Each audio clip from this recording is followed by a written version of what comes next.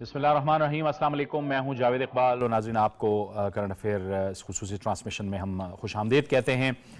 गुज़श्ता रोज़ निगरान वज़ीर आज़म अनवारुल हक काकड़ ने अक़वाम मुत्तहिदा की जनरल असम्बली से एक अहम और कलीदी ख़िताब किया और उसमें मुल्की मामलात समेत अहम जो बैनुल अक़वामी मामलात हैं उस पर तफसील से उन्होंने रोशनी डाली और पाकिस्तान का एक भरपूर और मौसर मौक़िफ़ पेश किया। जैसे कि ज़ाहिर है कि ये एक अहम फ़ोरम है आलमी अक़वाम का, तो इस पर जो अपना एक मौक़िफ़ होता है मौसर तरीके से पेश करना ये बड़ी अहमियत का हामिल होता है। और एक तरह से पाकिस्तान की जो एक ख़ारजा पॉलिसी होती है उसका एक मज़हर होता है जो इसमें पेश किया जाता है पूरी दुनिया के सामने। पाकिस्तान ने मसला कश्मीर के हवाले से अपने देरीना मौक़िफ़ का इआदा किया और निगरान वज़ीर आज़म का ये कहना था कि जो ख़ित्ते में अमन की कुंजी है वो मसला कश्मीर का मुनसिफ़ाना हल है और यकीनन अक़वाम मुत्तहिदा की करारदादें इस पर मौजूद हैं कि इस्तिस्वाब राय के ज़रिए इसका फ़ैसला किया जाएगा और ये अक़वाम मुत्तहिदा के लिए एक अनफिनिश्ड एजेंडा है। जो ख़ित्ते के ममालिक हैं, हमसाया ममालिक हैं, उस पर भी तफसील से उन्होंने बात की कि वो पुरअमन तरीके से हम उनके साथ अच्छे ताल्लुक़ात के ख़्वाह हैं, लेकिन ज़ाहिर है हमें मशरक़ी और मगरबी सरहदात पर ख़तरात का सामना है। अफ़गानिस्तान से मुसलसल दरअंदाज़ी होती है, काबुल हुकूमत की ज़िम्मेदारी है कि वो इस दरअंदाज़ी को रोके। दूसरी तरफ भारत का जो शिद्दत पसंदाना रवैया है वो ख़ित्ते के लिए बहुत ख़तरनाक है और इसका एक मज़हर अब हमने देख लिया है कि वो आलमी सतह पर उन्होंने अपने जो दहशतगर्दी के जो फ्रेंचाइज़ थे उनका इस्तेमाल अब शुरू कर दिया है। कनाडा में जो कुछ हुआ है और उसके नतीजे में फिर कनाडा और भारत के ताल्लुकात में जो इस वक्त एक कशीदगी मौजूद है, बहुत बड़ी कशीदगी मौजूद है, वो भी इस बात को साबित कर रही है कि भारत इस खित्ते में किस तरह से अपने अज़ाइम को आगे बढ़ा रहा है। इसके साथ साथ इस्लामोफोबिया के हवाले से भी उन्होंने तफसील से बात की। तो मुख्तलिफ जो अहम मामलात हैं उन पर वज़ीर आज़म ने बात की। जो मकसद लेकर हम गए थे सिफारती सतह पर किस हद तक हम उसमें कामयाब हुए, इन तमाम मामलात पर आज अपनी इस खुसूसी नशिस्त में हम बात करेंगे और इसके लिए हमें ज्वाइन कर रहे हैं स्टूडियोज़ में तज्ज़ियाकार हुमायूं साहब, आपको खुशामदीद कहते हैं। हमें ज्वाइन कर रहे हैं डॉक्टर मुनव्वर हुसैन, बैनुल अक़वामी उमूर के माहिर। डॉक्टर साहब आपको भी खुशामदीद कहते हैं और कुछ ही देर में हमें अक़वाम मुत्तहिदा में पाकिस्तान की साबिक़ सफ़ीर हैं, बल्कि ज्वाइन कर लिया उन्होंने, मोहतरमा मलिहा लोधी, वो भी हमें ज्वाइन कर रही हैं। मलिहा लोधी साहिबा, आपका बहुत शुक्रिया, आपने हमें इस गुफ्तगू में ज्वाइन किया और गुफ्तगू का आगाज़ हम आप ही से करेंगे। मलिहा लोधी साहिबा, आप फरमाइएगा एक मजमूई तासुर आपका क्या बना, चूँकि आप वहाँ पे खुद रही हैं और बड़ी मुतहर्रिक सफारतकारी आप करती रही हैं। गुज़श्ता रोज़ जो निगरान वज़ीर आज़म का खिताब था, आपका मजमूई तासुर उसके बारे में क्या है? सवाल तो मुझे करने के लिए कि ये जो अंगा का सेशन है वहाँ पर हमारे जो केयर टेकर प्राइम मिनिस्टर थे उनके स्पीच के हवाले से मेरा ख्याल आपका सवाल यही होगा। जी बिल्कुल। तो मैं इसके दो पहलू आपके सामने रखना चाहूँगी। पहला तो पहलू ये है कि ये दुनिया का सबसे अहम सफारती ग्लोबल प्लेटफॉर्म है और फोरम है। आपको पता है कि एनुअली जो भी पाकिस्तान का सरबराह होता है या होती है वो जाके वहाँ अंगा में अपनी मुल्क की यानी कि पाकिस्तान की जो खारजा पॉलिसी ओवरऑल ब्रॉड थ्रस्ट जो है उसके स्टेटमेंट देते हैं और वो हमेशा वाइड रेंजिंग होता है। उसमें ग्लोबल इश्यूज भी आते हैं, उसमें रीजनल इश्यूज भी आते हैं और उसमें पाकिस्तान की प्रायोरिटीज़ भी आती हैं, डोमेस्टिक प्रायोरिटीज़। ऑल्दो मुख्तलिफ लीडरान ने मुख्तलिफ इश्यूज पे एम्फेसिस किया है। तो इस दफ़ा भी एक स्टैंडर्ड स्पीच थी, इसमें कोई नई चीज़ नहीं थी। वही चीज़ें थी जो हमेशा से हमारी फॉरेन पॉलिसी स्टेटमेंट्स में होती हैं यूएन जनरल असेंबली में। इसमें ज़ाहिर है बात हुई, जो नई चीज़ किसी हद तक थी वो क्लाइमेट जस्टिस के हवाले से थी।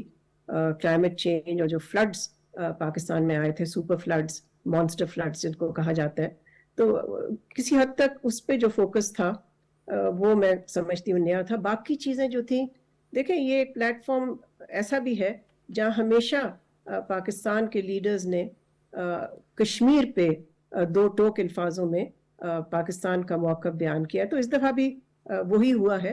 मगर मैं ये ज़रूर कहूँगी कि इस स्पीच बहुत ही यानी कि स्टैंडर्ड सी थी। मैं कुछ मायूस हुई इस हवाले से कि इसमें थोड़ी और जान डालने की ज़रूरत थी और पाकिस्तान के इतने सारे इश्यूज़ हैं जिस पे कि पाकिस्तान इंटरनेशनली एक पुज़ार करता है, तो मैं समझती हूँ कि उस पे भी ज़रा ज़्यादा एम्फेसिस होना चाहिए था, लेकिन I mean it's standard speech, इसमें मुझे कोई चीज़ there was no surprise in it. ठीक है डॉक्टर मलिया साहिबा, ये एक इस अक़वाम मुत्तहिदा के इजलास के दौरान एक नई जो सूरत हाल डेवलप हुई वो कनाडा और भारत के जो ताल्लुकात हैं उसके दरमियान भारत ने जो कुछ किया, हम तो हमेशा से ये आवाज़ उठाते रहे हैं कि वो हमें डिस्टेबलाइज करता है, खित्ते में एक बहुत बड़ा अदम इस्तेहकाम का वो फैक्टर है, लेकिन अब उनकी जो दहशतगर्दी के फ्रेंचाइज है वो अब आलमी नेटवर्क की शक्ल में सामने आने लगी है। तो ये भी एक नई डेवलपमेंट थी जिसकी गूंज रही अक़वाम मुत्तहिदा के इस इजलास के दौरान। जी, आपने बजा फरमाया, बिल्कुल। मैं समझती हूँ कि बहुत सारी चीज़ें वहाँ ओवरशैडो हुई इस डेवलपमेंट से। एक तो ये भी था कि जो P5 के परमानेंट 5 जो हैं सिक्योरिटी काउंसिल के मेंबर्स, उनमें से 5 में से 4 तो वहाँ आए नहीं, यानी कि चीन का सदर, रूस का सदर, बरतानिया के वज़ीर आज़म और फ्रांस के भी, तो वो लोग नहीं थे मौजूद। तो किसी हद तक फोकस जो था वो बिग पा पॉलिटिक्स पे नहीं था, लेकिन ये ज़रूर है कि ये जो इंडिया को सेटबैक हुआ है, और मैं समझती हूँ कि बहुत ही सिवियर सेटबैक है, डिप्लोमेटिक सेटबैक।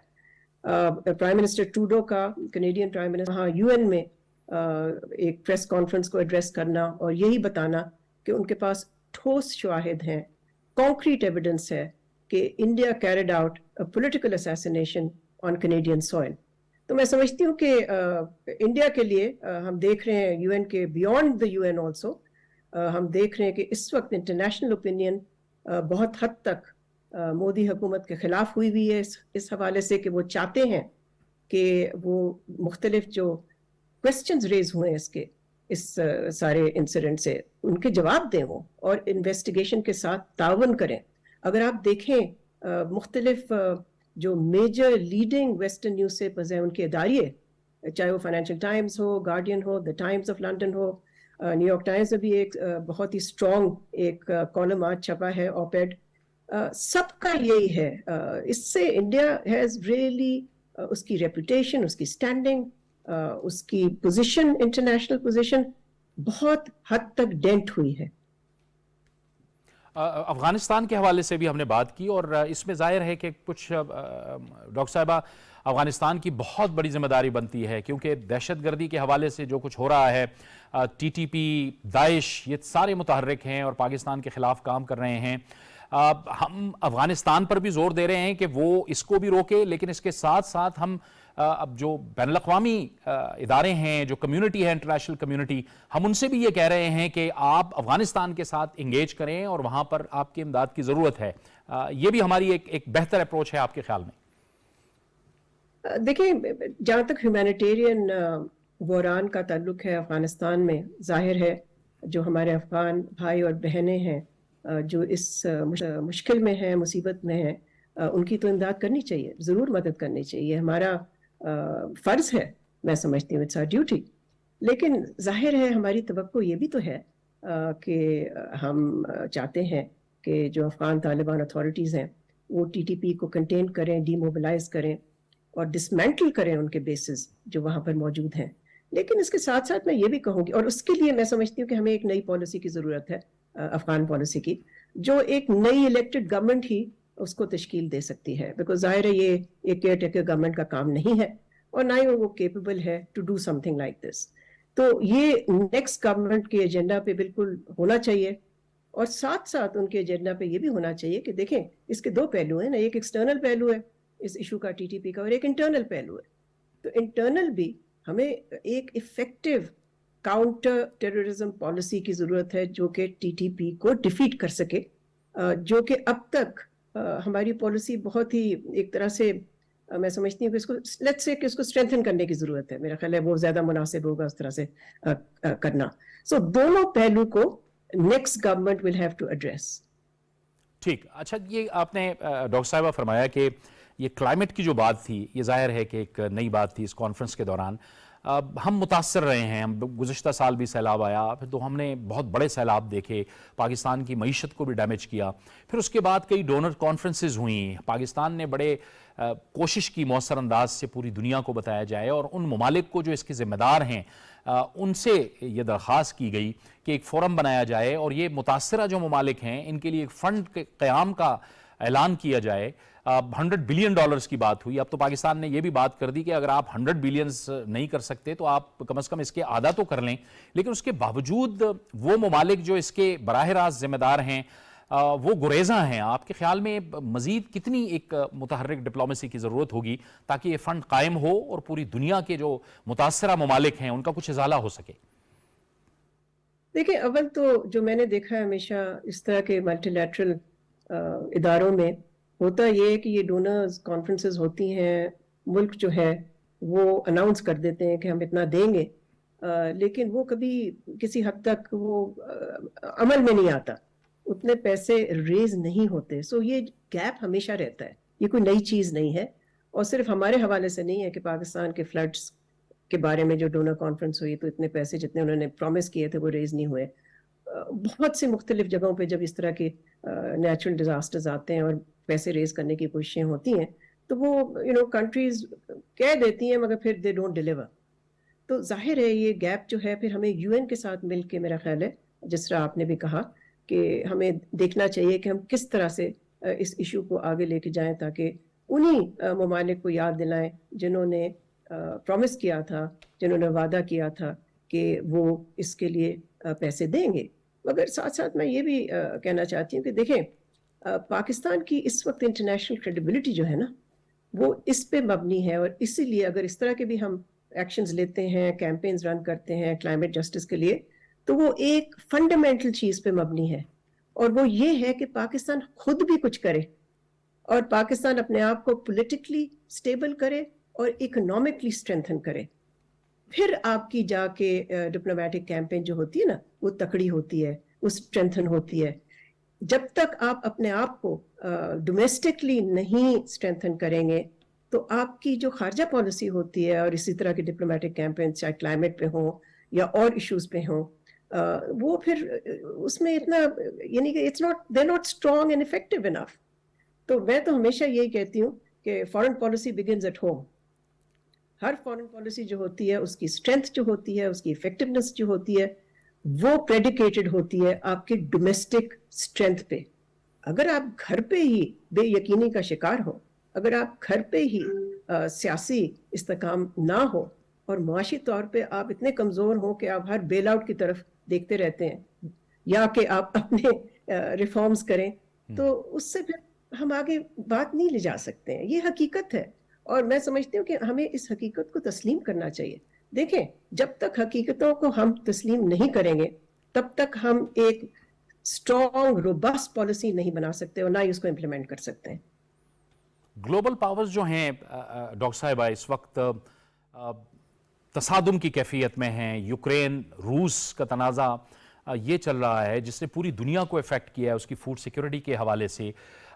باوجود اس کے کہ ہمارے پاس مسئلہ کشمیر, مسئلہ فلسطین, یہ ایک بہت بڑے مسائل ہیں جو اس وقت موجود ہیں, لیکن ایسا لگ رہا ہے کہ امریکہ, ویسٹ, اور پھر اس سے یہی تاثر بنتا ہے کہ ایک بار پھر کہیں ہم سر جنگ کی طرف نہ چلے جائیں, ہم پھر جو ہے کہیں بلاکس کی سیاست کی طرف نہ چلے جائیں. اگرچہ کہ پاکستان بارہا اس موقف کا اعادہ کرتا رہا ہے کہ پاکستان اب جو ہے وہ کسی بلاک کا حصہ نہیں بنے گا.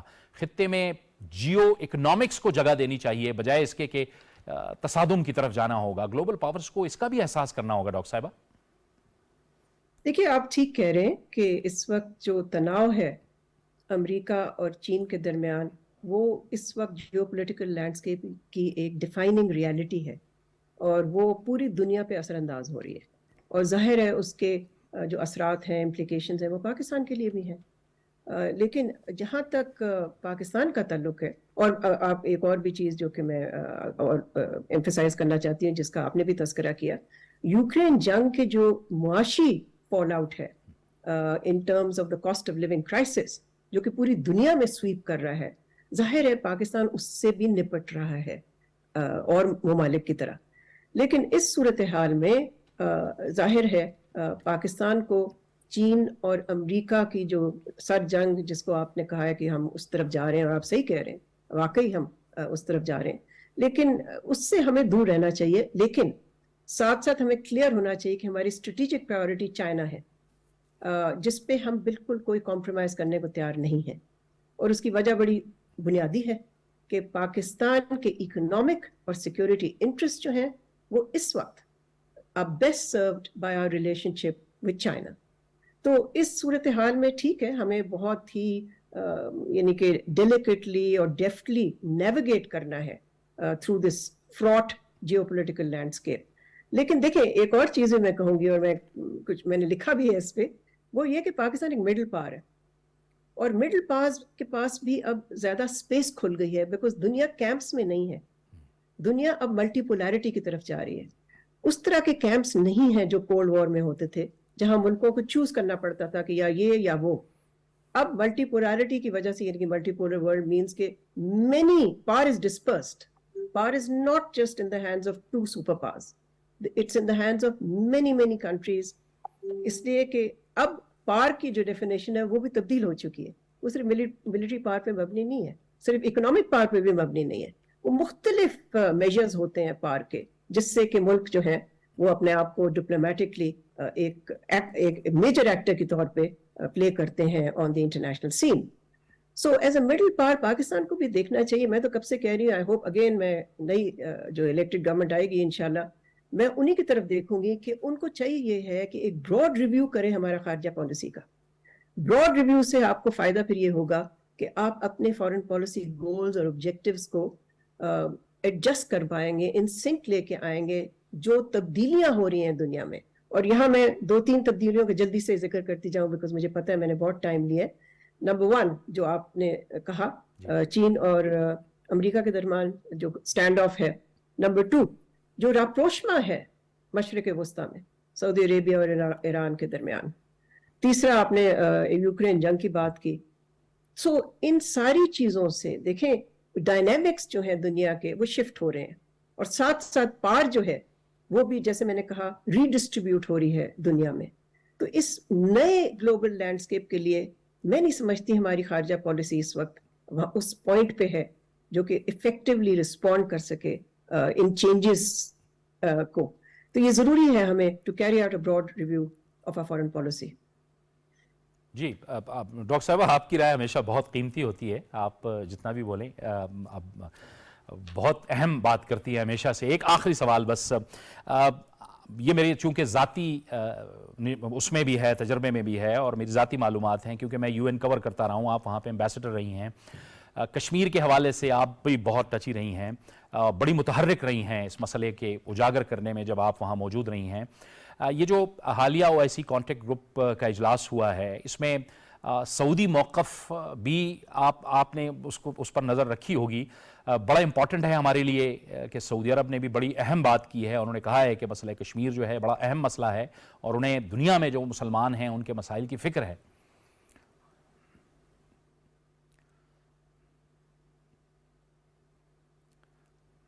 آپ کی آواز غائب ہو گئی. جی ڈاکٹر صاحبہ، میں سوال آپ سے یہی پوچھ رہا تھا کہ جو سعودی عرب کا موقف آیا ہے OIC کانٹیکٹ گروپ اجلاس کے دوران، اور انہوں نے یہ کہا ہے کہ مسلمانوں کے جو مسائل ہیں وہ ان کے لیے بڑے اہم ہیں، اور مسئلہ کشمیر بھی اس میں ایک کلیدی حیثیت رکھتا ہے. یہ ایک اہم موقف ہے اس OIC کانٹیکٹ گروپ کے اجلاس کے دوران آپ کے خیال میں؟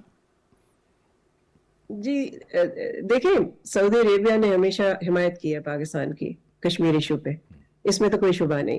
اور میں سمجھتی ہوں بہت سارے لوگ ہمارے ملک میں، کچھ اینالسٹ بھی میں کہوں گی، وہ ہمیشہ کہتے ہیں جی پاکستان آئسولیٹڈ ہے کشمیر پہ. یہ درست بات نہیں ہے. OIC نے ہمیشہ پاکستان کی حمایت کی کشمیر ایشو پہ، بلکہ میں کہوں گی کشمیر ایشو کی حمایت کی. اور سعودی عربیہ کے بغیر OIC اس طرح کی پوزیشنز لے ہی نہیں سکتا. تو میرے لیے تو یہ از نو سرپرائز کہ سعودی اسٹیٹمنٹ میں ایک اسٹرانگ سپورٹ آئی ہے، ٹرکی سے اسٹرانگ سپورٹ آئی ہے. لیکن سوال یہ پیدا ہوتا ہے کہ what should Pakistan do next. So میرے خیال میں میری تجویز یہ ہوگی again to the next government, to an elected government, کہ ان کو چاہیے ہے کہ اس وقت فائدہ اٹھائیں اس بات سے کہ انڈیا بیک فٹ پہ ہے ایک اور ایشو پہ، لیکن بیک فٹ پہ تو ہے انٹرنیشنلی. اس کی ریپوٹیشن کتنی بری طرح سے افیکٹ ہوئی ہے. ہمیں چاہیے ہے کہ UN جنرل اسمبلی نہیں، UN ہیومن رائٹس کاؤنسل جو ہے جنیوا میں، اس میں ایک ریزولوشن لے کے آئے کشمیر پہ، تاکہ اس ایشو کو پھر سے دوبارہ ہم ڈپلومیٹکلی اتنا زندہ کریں کہ countries will begin to respond to this. دیکھیں ہیومن رائٹس کاؤنسل کے ممبران 193 نہیں ہیں جس طرح جنرل اسمبلی کے ہیں، اور نہ ہی وہاں بگ پار پالیٹکس چلتی ہے جو کہ سیکورٹی کاؤنسل میں چلتی ہے. اس کاؤنسل کے ممبر 47 ہیں. اب پاکستان کی اتنی تو ہے اسٹینڈنگ کہ وہ 47 کنٹریز میں سے میجورٹی کو اپنے ساتھ ملا کے کشمیر پہ ایک اسٹرانگ ریزولوشن لے کے آئے. آخر کاؤنسل نے ہیومن رائٹس کمیشن، بلکہ ناٹ ہیومن رائٹس، جو UN high commissioner for human rights I should say, not commission, report شائع ہوئی ہیں ان کی طرف سے کشمیر پہ، ایک دفعہ نہیں 2 دفعہ. تو ان کو بھی بیس بنا کے، اور ویسے بھی صورتحال اتنی سنگین ہے مقبوضہ کشمیر میں کہ یہ ضرورت ہے. اور دیکھیں وہ ممالک کامیاب ہوتے ہیں انٹرنیشنل ڈپلومیسی میں جو موقع کو فائدہ اٹھاتے، پہلے تو موقع کو کریکٹلی ریڈ کرتے ہیں، پھر نمبل ہوتے ہیں، تیزی سے اس کا فائدہ اٹھاتے ہیں. تو میں سمجھتی ہوں کہ نئی گورنمنٹ اتنی دور نہیں ہے، بٹ مے بی اس کے لیے تیاری اب سے کرنی چاہیے تاکہ جیسے وہ آئیں تو اس طرح کی کیمپین وہ شروع کر دیں. بہت شکریہ، بہت بہت شکریہ ڈاکٹر ملیحہ لودھی صاحبہ آپ کا. آپ نے ہماری اس خصوصی نشست میں ہم سے گفتگو کی.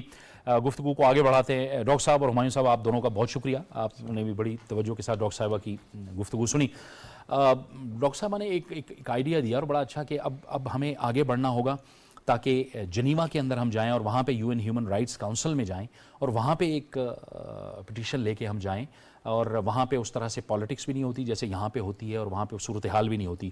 اور یہ ایک بڑا بہترین موقع ہے ایک ایسے وقت میں کہ جب پوری دنیا، امریکہ اور ویسٹ، وہ اس وقت بھارت کو ایک ہی نظر سے دیکھ رہی ہے جو کچھ اس نے کینیڈا میں کیا ہردیپ سنگھ نجر کو قتل کر کے. ڈاکٹر صاحب دیکھیں، پہلے تو ایمبیسڈر ملیحہ لودھی ایک اتھارٹی ہیں اس ایشو کے اوپر، اور ان کی رائے بھاری بھرکم ہے. میں تو کہتا آج کا پروگرام اگر انہی پہ کرتے تو وہ زیادہ بہتر تھا. ہم جیسوں کو سیکھنے کا موقع ملتا ہے بیکاز پریکٹیشنرز ہیں. بالکل.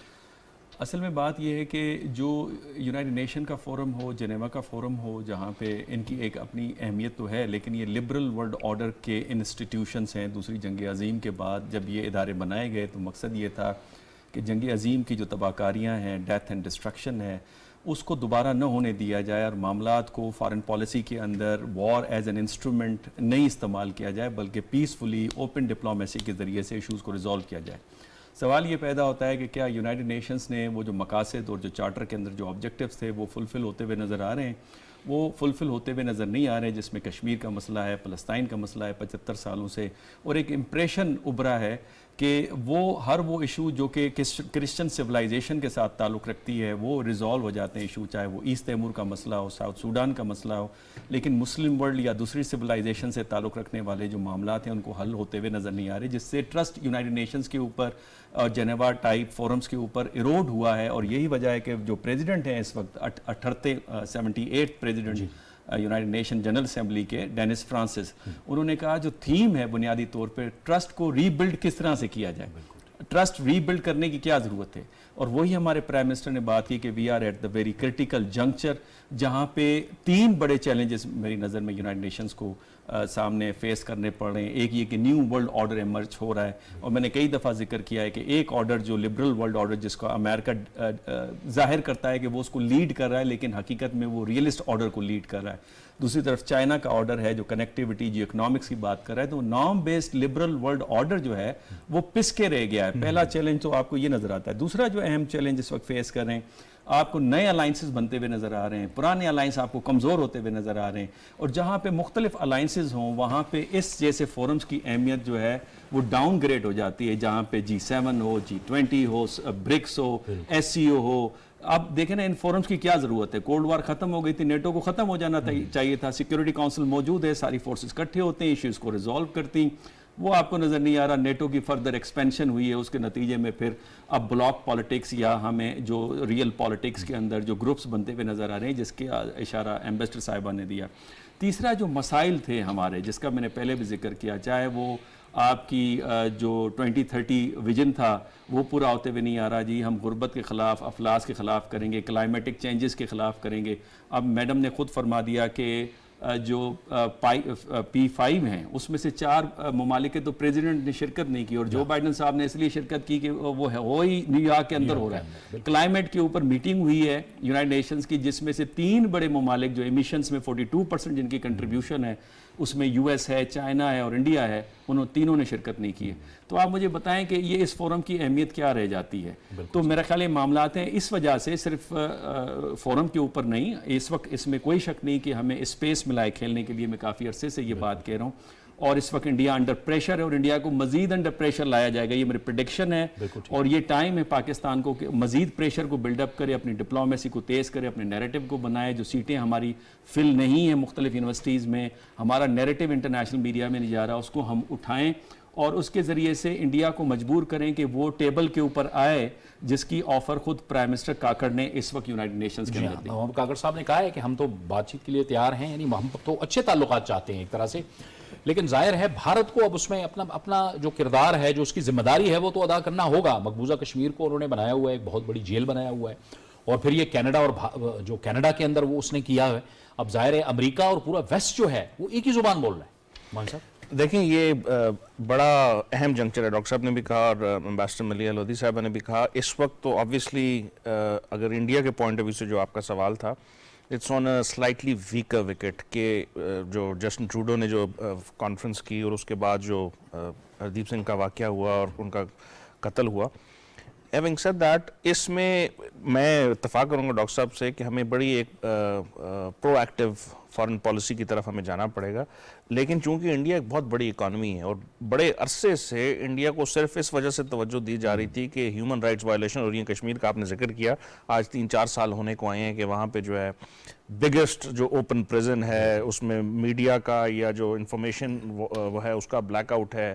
وہاں کی جتنی جو, اور یہ صرف کشمیر نہیں ہے, اس کے علاوہ وہاں کی جو باقی مائنورٹیز ہیں اس کے ساتھ بھی ہو رہا ہے. باوجود اس کے اس کا ٹریڈ آپ اس کے بڑے ممالک کے ساتھ دیکھیں, یورپ, امریکہ بڑھتا جا رہا ہے. تو ایک ریئل پولیٹکس کے سینس میں تو بات سمجھ آتی ہے کہ وہ اپنے انٹرسٹ کو دیکھیں گے, لیکن ڈپلومیسی اور پولیٹیکل سینس میں پاکستان کا موقف اس وقت زیادہ بڑا اس لیے کہ میں ایک ود ڈیو رسپیکٹ یہ کہوں گا, امبیسڈر صاحب نے جو کہا کہ پرائم منسٹر کا وہاں پہ موجود ہونا, باوجود اس کے کہ بہت سارے جو ہیڈز آف اسٹیٹ نہیں آئے, اپنا کمٹمنٹ بتانی, it's the most important international organisation. باوجود اس کے کہ مختلف ریجنل آرگنائزیشنز جو ہیں وہ شاید بڑھ رہی ہیں, ان کا انٹرسٹ ہے, لیکن 193 کنٹریز کا ایک جگہ پہ اکٹھا ہونا, ہر سال اس کے اوپر گفتگو کرنا, تو پاکستانی پرائم منسٹر کا اور پاکستانی ڈیلیگیشن کا, پاکستان کے فارن منسٹر بھی وہاں پہ ہیں, پرائم منسٹر بھی ہیں, اور بہت میسو انگیجمنٹس ان کی ہوئی ہیں, جس میں ہیڈز آف اسٹیٹس سے لے کے آپ کے آئی ایم ایف کے ڈیلیگیشن سے لے کے انٹرنیشنل جو ملٹی نیشنل آرگنائزیشنز ہیں ان کے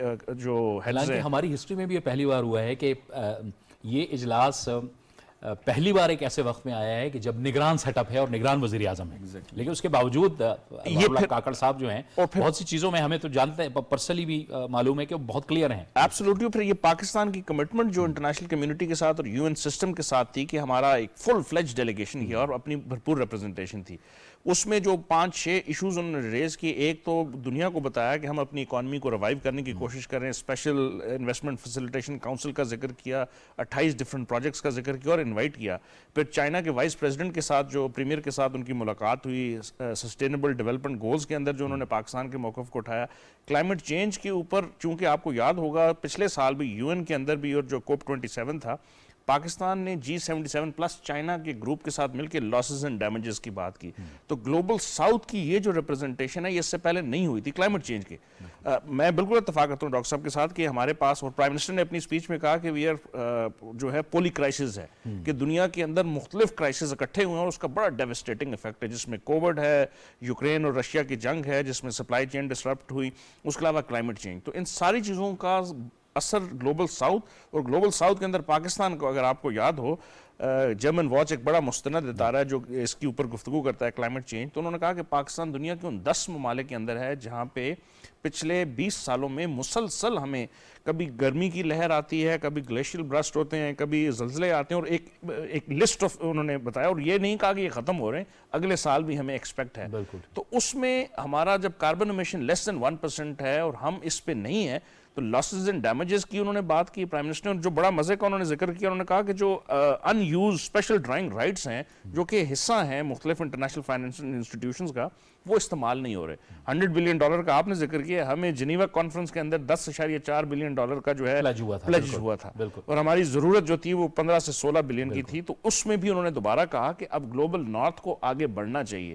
ادروائز آپ کا جو ہم نے سٹینڈرڈ رکھا ہے کہ 1.5 سیلسیس جو ہے 2030 تک جو ہے وہ نہیں پورا ہو رہا. گلوبل نارتھ ابھی بھی اپنی ترقی کی یا جو ان چیک ترقی ہے اس کو دیکھ رہا ہے, اور گلوبل ساؤتھ اس سے سفر کر رہا ہے. تو میرا خیال ہے بڑا اہم موقع تھا, پاکستان کی طرف سے بھرپور ریپرزنٹیشن ہوئی. اب اس کا آؤٹ کم جو آنا اور پھر یہ ایکسپیکٹ کرنا کہ فوری طور پہ ہو جائے, یہ اٹس لٹل انوانٹڈ اننیسیسری کہ ہم آپ درست کہہ رہے ہیں. اس کی وجہ یہ ہے کہ ہم نے دیکھے COP27 آئی, پھر اس میں جنیوا کانفرنس, پھر ڈونرز کانفرنس. ڈاکٹر صاحب اب ہم COP28 کی طرف بڑھ رہے ہیں جو کہ دسمبر میں دبئی میں ہونے جا رہی ہے.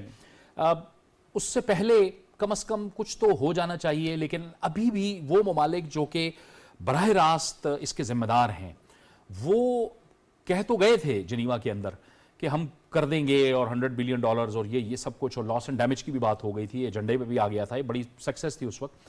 لیکن کو عملی طور پہ ہمیں کچھ وہ اس طرح سے نظر نہیں آ رہا. وہ لوگ شاید یہ سمجھتے ہیں کہ اگر ہم یہ کر جاتے ہیں تو ہم براہ راست اس کے ذمہ دار ٹھہرائے جائیں گے, حالانکہ وہ ہیں ہی ذمہ دار اس بات کی.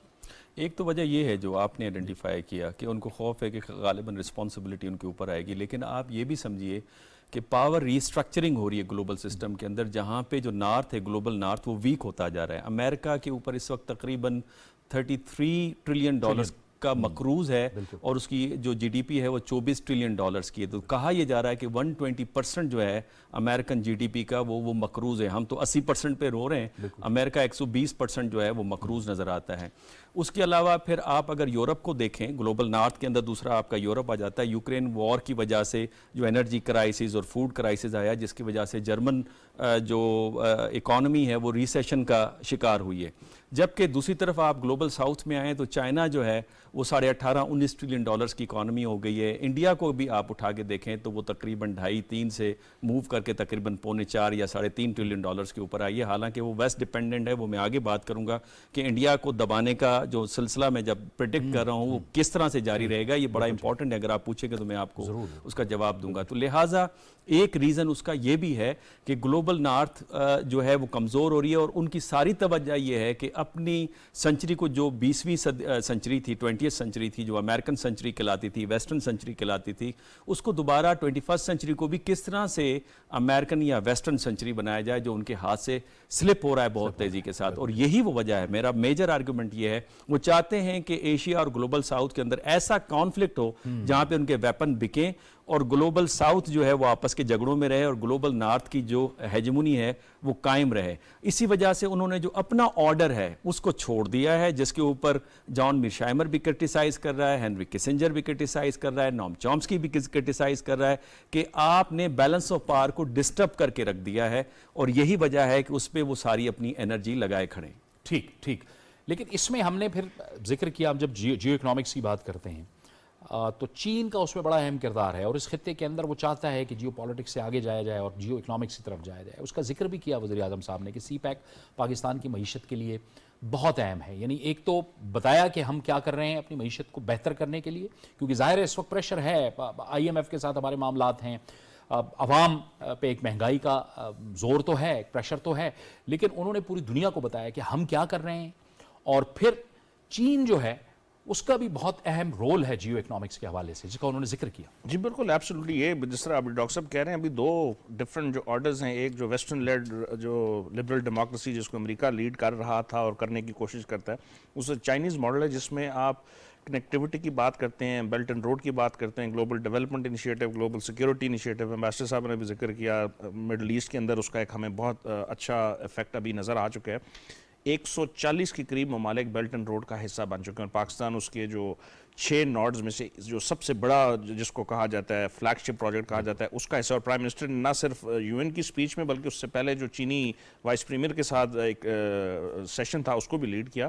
اس میں ہم نے سیکنڈ فیز کے اندر بتایا کہ اب ہم کوشش کر رہے ہیں کہ انڈسٹریلائزیشن ہو. کنیکٹیوٹی کی بات کی, سینٹرل ساؤتھ ایشیا کنیکٹیوٹی جو بڑے عرصے سے خواب تھا, بیکاز ہمارا جو ریجن ہے ساؤتھ ایشیا کا یا ایشیا کا وہ لیسٹ کنیکٹڈ ہے, اور ہم آس پاس کے ممالک کے ساتھ یا یورپ اور امریکہ کے ساتھ تو تجارت زیادہ کرتے ہیں, اپنے ارد گرد کے ساتھ کم کرتے ہیں. تو افغانستان کے معاملے کے اوپر انہوں نے افغانستان کی عوام کو ریپرزینٹ کرتے ہوئے 40 ملین کی ان کے لیے کوشش کی TTP اور اس مسائل کا تو انہوں نے بڑا سیر حاصل گفتگو کی. تو جو کانسیپٹ ہے کہ ہم جیو اکنامکس کی طرف پچھلے چند سالوں سے جانے کی کوشش کر رہے تھے. ہم شروع سے نیشنل سیکیورٹی اسٹیٹ رہے اور ہمیشہ جو ہے سیکیورٹی ایک ہمارا وہ رہا جو ہمیں فائدہ بھی دیتا رہا لیکن اس نے نقصان دیا. اب ہم کوشش کر رہے ہیں کہ اپنا جو اکنامک پائے اس کو بڑا کیا جائے, ٹورزم کو اٹریکٹ کیا جائے, انویسٹمنٹ کو اٹریکٹ کیا جائے. اس میں China Pakistan economic corridor prime minister نے ایک دفعہ نہیں اپنی مسلسل سپیچز کے اندر اور یہ بھی کہا کہ سسٹینیبل ڈیولپمنٹ گولز کو اچیو کرنے کے لیے جو چائنا کا جو سی پیک اور پاکستان کا ہے اس نے بڑی ہیلپ کی. اور سیکنڈ انہوں نے کہا کہ جو شی جن پنگ کا جو گلوبل ڈیولپمنٹ انیشیٹو اس میں $10 بلین ایکسٹرا جو رکھے گئے کہ گلوبل ساؤتھ کو جو ہے سسٹینیبل ڈیولپمنٹ گولز کی طرف کیسے لے کے جائے. تو یہ 3-4 چیزیں اور اس سے انہوں نے واضح کر دیا کہ ہم جو ہے ہماری ڈائریکشن کیا ہے. ہم چین کے ساتھ مل کے اور ہم چاہ رہے ہیں کہ انڈیا بھی اس کے اندر شامل ہو. جب ہم کنیکٹیوٹی کی بات کرتے ہیں ہم ساؤتھ ایشیا سینٹرل ایشیا کو ملا رہے ہیں. کوڈریپل جو ہمارا ایگریمنٹ تھا اس کے اندر جو ہے ہم اور پھر ایشین انفراسٹرکچر انویسٹمنٹ بینک جو ہے انڈیا اس کا حصہ ہے.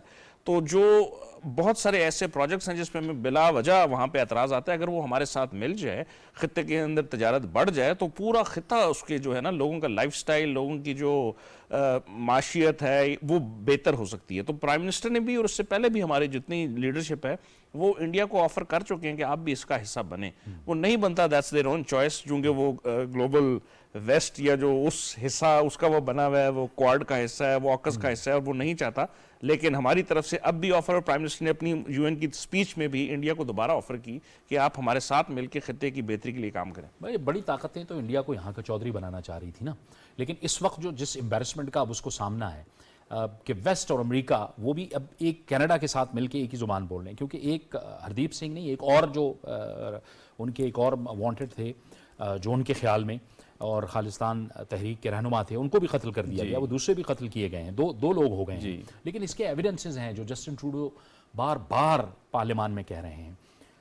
آپ فرما رہے تھے کہ ویسٹ کے پاس وہ کیا ایک ایسی کنجی ہوگی جس سے وہ پھر بھارت کو جو ہے اس کو سکرو کر سکے گا. دیکھیں میں یہ جنوری سے بات کر رہا ہوں کہ جس وقت یہ BBC نے سیربین چلائی آفٹر 20 ایئرس, میں نے اس وقت کہنا شروع کیا تھا اس کا مطلب یہ ہے کہ انڈیا کو ابھی انڈر پریشر لائیں گے اور یہ پاکستان کے ساتھ ری نیگوشیٹ کریں گے.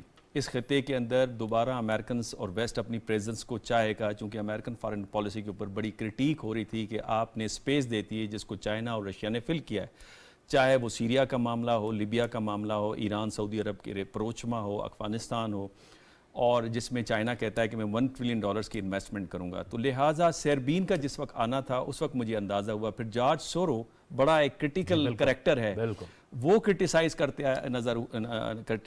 ہوئے نظر آئے مودی کے اوپر, اور انہوں نے کہا کہ جی انڈین ڈیموکریسی کو ری بلڈ ریوائیول کی ضرورت ہے, اس کی سیکولرزم کو ریوائیول کی ضرورت ہے. اس کے بعد پھر آپ نے دیکھا یونائٹڈ نیشنز کی جو ہیومن رائٹس کونسل ہے وہ ہیومن رائٹس وائلیشن کی بات کرتی ہے. پھر آپ نے دیکھا EU ڈس انفو لیب نے انڈیا کی جو جھوٹی خبریں ہیں, چاہے وہ وائس آف امریکہ میں پبلش ہوتی ہوں, رشیا ٹوڈے میں پبلش ہوتی ہوں پاکستان کے خلاف, وہ انہوں نے پکڑا. اور اس کے بعد پھر آپ نے اب دیکھا کہ کینیڈا بہت بڑھ چڑھ کر یہ ساری چیزیں کر رہا ہے. بنیادی طور پہ انڈیا کے اندر ایک زوم ہے جو ابھی ریسنٹلی پیو سینٹر کی ایک سروے آیا جس میں 78% دنیا کے لوگ سمجھتے ہیں کہ انڈیا غریب ملک ہے, لیکن 68% انڈین سمجھتے ہیں کہ ہم پاورفل ہو گئے, اپنے زوم کے اندر آئیں. تو اس کو کٹ ٹو سائز کس طرح سے کیا جائے, چونکہ ایک اسٹریٹجک انڈرسٹینڈنگ ہے خود امریکہ کے اندر کہ انڈیا اگر زیادہ پاورفل ہو جاتا ہے تو ویسٹ کے آبجیکٹیوز کو کیری آن نہیں کرے گا, جس کا پہلا ثبوت جو ہے ان کے فارن پالیسی جرنل کے اندر ٹی ایشلے نے آرٹیکل لکھا. تو لہٰذا اب وہ انڈیا کو کٹ ٹو سائز کر رہے ہیں. آپ نے I-5 کا ذکر کیا, انگلش اسپیکنگ جو کنٹریز ہیں ان کی انٹیلیجنس نے جو شواہد پرووائڈ کیے ہیں, اس کو مزید یہ لے کے جائیں گے اور ڈیمانڈ پاسبلی یہ رکھیں گے انڈیا کے اوپر کہ آپ ویپن خریدنا بند کریں رشیا سے, آپ چائنا کے خلاف مکمل طور پہ کھڑے ہو جائیں, آپ اپنی جو انڈسٹری ہے, آپ کی جو اسٹاک ایکسچینج ہے اس میں ویسٹ کو اور اسپیشلی امریکن بزنس مین کو شیئر دیں, اور آپ انڈیپینڈنٹ فارن پالیسی کو ख़त्म करें। मैं समझता हूँ ये प्रेशर जो है ये कंटिन्यूसली इंडिया के ऊपर बिल्ट होता चला जाएगा। इंडिया के पास सवाए इसके और कोई ऑप्शन नहीं है कि CPEC को ज्वाइन करे, और इंडिया बहुत वल्नरेबल है क्योंकि इंडियन इंडस्ट्री एंड इकोनॉमी जो है वो कोई इंडस्ट्रियल प्रोडक्ट के ऊपर बेस नहीं करती जिस तरह चाइना की बेस करती है। IT सेक्टर की रोल प्ले कर रहा है। अगर वेस्ट ने खरीदना बंद कर दिया तो इकोनॉमी नीचे आ जाएगी। उनका सोशल मीडिया सारा डिपेंड कर रहा है वेस्ट के सोशल मीडिया के ऊपर, जिसके अंदर फेसबुक हो या गूगल हो। अगर वो कल को इसको बंद कर देते हैं तो दोबारा इंडिया के लिए बड़ा सीरियस प्रॉब्लम होगा। G5 की बात हो रही है, वो भी वेस्टर्न एंड अमेरिकन डिपेंडेंट है, चाइनीज़ की वो नहीं ले रहे। तो लिहाजा ऑप्शन इंडिया के पास क्या है कि रीजन के अंदर हारमोनी पैदा करे। पाकिस्तान बारहा कहता है कि रीजन की खुशहाली के लिए आएँ, बैठें। हमारी जितनी भी गवर्नमेंट्स आती हैं, जैसे ही वो आती हैं, वो पहली ऑफर ये देते हैं कि आएँ, बातचीत करें। चाइना ने कई दफ़ा कहा है कि आप CPEC का हिस्सा हों। इंडिया के पास ऑप्शन और कोई नहीं है कि वो इस रीजन की खुशहाली के लिए और अपनी मफाद के लिए वो रीजन के साथ कोऑर्डिनेट करें। और स्ट्रेटेजिकली जो है वो अब जो डॉक्टर साहब फरमा रहे हैं कि एक तरह से इंडिया गिर चुका है। अब उसको बहुत से ऐसे मामलात करने हैं जो जिस पर वो कभी भी बात नहीं करता रहा है। इस खित्ते के अंदर ह्यूमन राइट्स, इस खित्ते के अंदर जो कुछ वो अपने नापाक अज़ाइम से करता रहा है, मुल्कों को डिस्टेबलाइज करता रहा है, अब लग रहा है कि वक्त आ गया है कि वो ममालिक और वेस्ट और अमेरिका वो सब अब उसको कह रहे हैं कि अब आपने ये चीज़ें जो हैं बड़ी मुश्किल हो जाएंगी अगर आप ऐसे रहेंगे खित्ते में। देखिए, ये होनी तो चाहिए, और ट्रैजेक्टरी जिस तरह डॉक्टर साहब ने कहा कि बिल्कुल उसकी तरफ जा रहा है। लेकिन आप इंडियन पॉलिटिक्स को अगर देखें, अगले साल वहाँ पे इलेक्शन आने वाले हैं, और इलेक्शन ईयर में हम हर दफ़ा देखते हैं कि जो भी गवर्नमेंट होती है, और पर्टिकुलरली ये जो पिछले 2 टर्म्स प्राइम मिनिस्टर मोदी रहे और BJP की गवर्नमेंट थी, इन्होंने अपना पूरा नैरेटिव इस चीज़ पे बिल्ड किया हुआ है कि एक नफ़रत और उसको जो है उसको प्रमोट करें। तो ये समझ लेना उनके लिए कि अब उनके लिए हालात जो हैं वो बेहतर नहीं, और जो इंटरनेशनल प्रेशर है वो बढ़ता जा रहा है। इस टेन्योर में तो नज़र नहीं आ रहा कि शायद इससे वो बाज आएँ। इकॉनमी को अगर ज़्यादा धचका लगता है, और उनके जो neighbouring countries particularly waste Europe और अमेरिका के साथ अगर इकोनॉमिक जो मेल्ट डाउन है जो बाज़ाहिर शायद शुरू हो चुका है, अगर वो जल्दी उसको एक्सपेडाइट हो जाए तो शायद आपको पॉलिसीज़ में शिफ्ट नज़र आए। लेकिन मौजूदा सेटअप जो हमने 2 टर्म्स देख ली है वो उसी ट्रेजेक्ट्री पे जा रहा है कि वो पहले पाकिस्तान के साथ ही हरकतें करते थे, अब उन्होंने कनाडा के साथ शुरू कर दी, US के साथ शुरू कर दी, और बाकी मुल्कों में तो वो लग नहीं रहा कि उससे बाज आएंगे। एक फोकस उनका ये उन ममालिक को पता चल रहा है जो अब एक बड़ी इकोनॉमी, सो कॉल्ड बड़ी इकोनॉमी की हैसियत से वो उसके सामने बात नहीं करते थे, अब उनको पता चल रहा है कि क्या चेहरा है भारत का। और उसमें भी जो एक और बड़ा फैक्टर है वो ये है कि चाइना के खिलाफ जो उन्होंने इंडिया को बुलवार्क बनाने का जो एक वो देखा था ख्याल, उसमें अगर तो वो उसमें कोई ऐसी एफर्ट्स करता है जिस तरह गलवान में हमने देखा, और जो उनके बॉर्डर के जो डिस्प्यूट अगर वो बढ़ते हैं तो शायद कुछ अरसे के लिए चीज़ प्रोलॉन्ग हो जाए, लेकिन अल्टीमेटली वही होगा जो डॉक्टर साहब कह रहे हैं। ठीक है, बहुत बहुत शुक्रिया। वक्त खत्म हो गया। हुमायूं खान साहब आपका, डॉक्टर मुनव्वर हुसैन साहब आपका। एक थिंक टैंक है, थिंक टैंक तो नहीं है बल्कि वो कमीशन है बराए बैनुल मज़ाहिब मजहबी आज़ादी की। उसने अभी हालिया एक रिपोर्ट दी है जिसमें कहा गया है कि भारत के अंदर सिखों और मसीहियों के खिलाफ जो हमले हैं वो बहुत बढ़ गए हैं, और अमेरिका को चाहिए, उसने रिकमेंडेशन दी है अपनी हुकूमत को कि अमेरिका को चाहिए कि वो भारत को काबिल तशवीश ममालिक की फहरिस्त में शामिल करें। ये थी हमारी खुसूसी ट्रांसमिशन। जावेद इकबाल को इजाज़त दीजिए। अल्लाह हाफ़िज़।